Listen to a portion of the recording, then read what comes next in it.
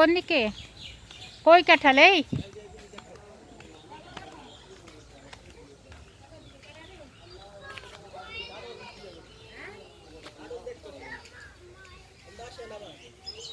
আচ্ছা,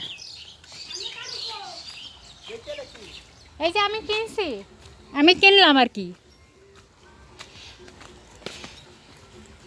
ওই যে আম্মা বসা রিক্সায়, আর আমি এই পথ ধরে হাঁটছি।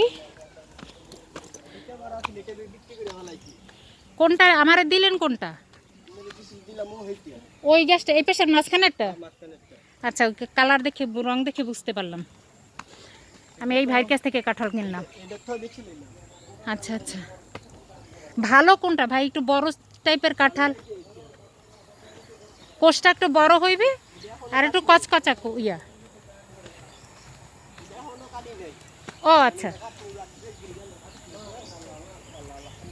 এই যে কাঁঠাল, আমার আপুরা কাঁঠাল খাবে, এই জন্য আমি কাঁঠালের জন্য আসছি। ভাই আমার দরকার হচ্ছে একটু কচকচে টাইপের কোষ খাইতে পছন্দ, একটু কোষটা একটু বড় হবে। ঠিক হবে তো? সেটা বলেন। আপনার বাড়ি কিন্তু চিনে গেলাম, না হলে কিন্তু ভাঙা অবস্থায় আমি নিয়ে আসবো। এই যে এই ভাইয়ের কাছে আমি কাঁঠাল কিনবো, সমস্যা নাই, বলেন, আমি ভাঙা খারাপ হইলে নিয়ে আসবো, কিন্তু ভাঙা অবস্থায়।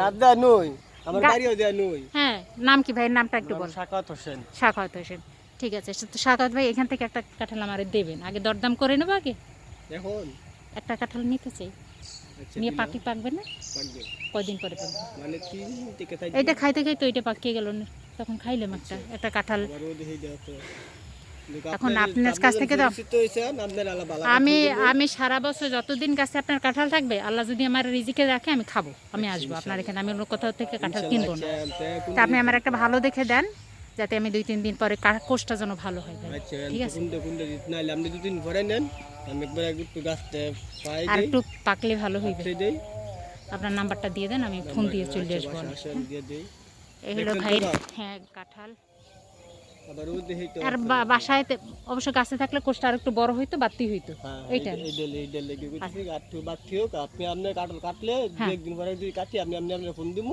আচ্ছা, ঠিক আছে, ঠিক আছে। মাকে নিয়ে ঘুরতে গিয়ে এই কাঁঠালটি এনেছি।